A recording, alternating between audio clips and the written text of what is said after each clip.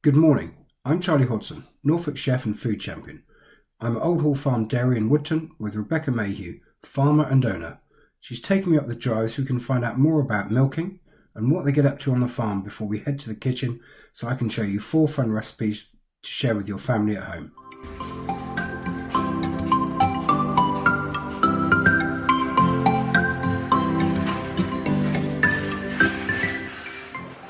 After a short walk up the farm track, we're now at the cowshed at Old Hall Farm Dairy. The importance for us within farming is the education side, and the education starts at grassroots with children, sharing recipes, sharing the love of farming, and the traceability of where food comes from. So at this point, I'm going to hand over to Rebecca Mayhew, the owner and the farmer, who's going to share with you what they use their beautiful Jersey milk for on the farm and in the wider audience of Norfolk. Good morning, I'm Rebecca and these are our Jersey goddesses. We started our dairy 3.5 years ago. We milk all the Jersey girls here, about 30 in total. We sell raw milk direct to the public, and with that we make ice cream, butter, obviously we have cream and yoghurt. One of the most important things to us about our dairy, other than the fact that the milk is raw, is that we keep our cows and calves together. And we also love to invite members of the public down to come and see the cows being milked and learn about agriculture. It's really important to us that children particularly know where their food comes from, and that's why we're here today.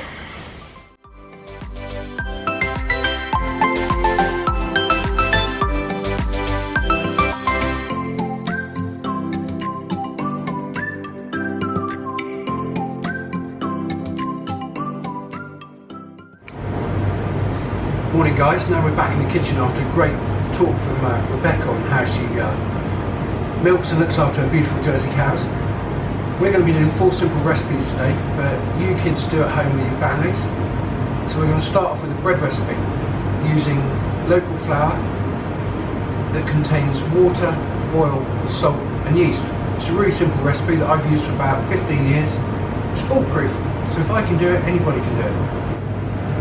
So, simple bread recipe. We're going to use 1 kilogram of bread flour, strong bread flour. Into that,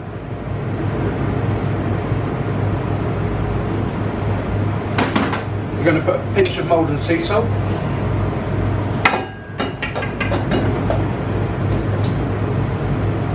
If you haven't got a mixer at home, obviously it's much more fun doing it with your hands. And then we have 625 mils of tepid water.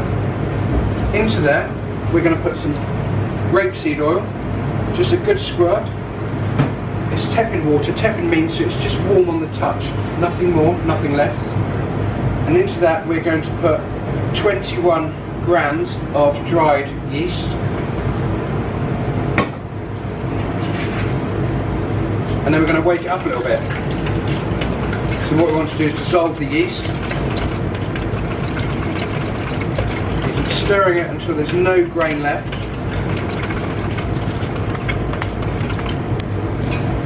Then very slowly, we're going to add that to the strong flour.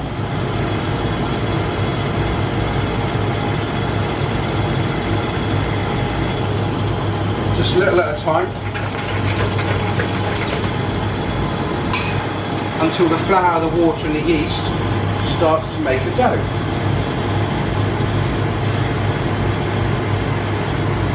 So if you are doing this at home without a mixer, if there's 2 or 3 of you in your family, when it gets a bit tiring on your hand, you can do it a bit like a relay.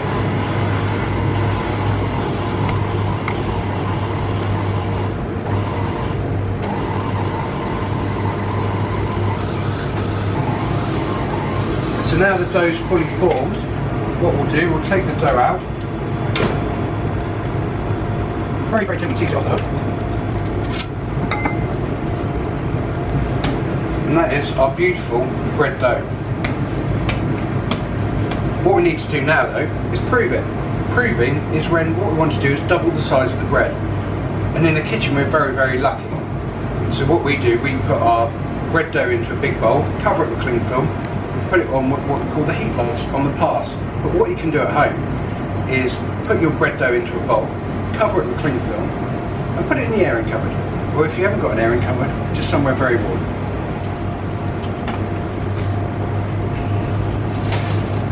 So we're going to keep a little piece of this bread dough back for something else we're going to do in a little while. So that's our dough. So we're going to put it into a bowl. And we're going to cover it with cling film. So we'll cling film the bowl.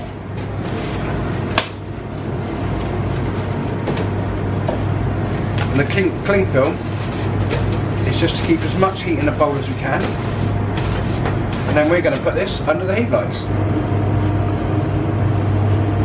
So our next stage on our bread making, we've proved the dough once, and that's risen.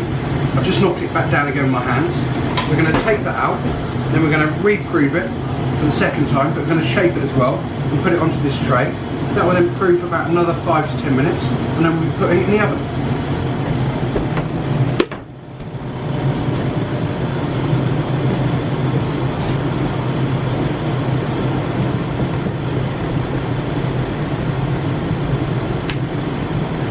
Very lightly shaping it with your hands into a nice round ball. What we call artisan bread. That's in the top. This is going to be our second proof with a bread. So we're going to put it back under the heat lights and cover it with a damp cloth for approximately 5 to 10 minutes.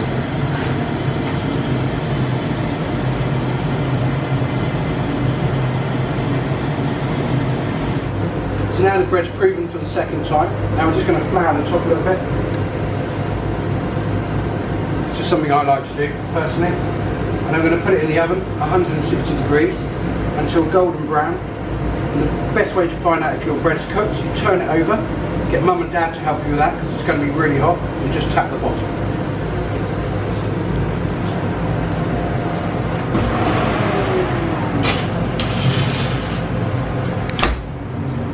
So the bread's out of the oven, kids. So what you've got to do, get mum and dad to help you because the bread's going to be really hot. Just tap the bottom and you'll hear it sound so beautiful and cooked. Put it on a cooling rack and there's your freshly made artisan bread.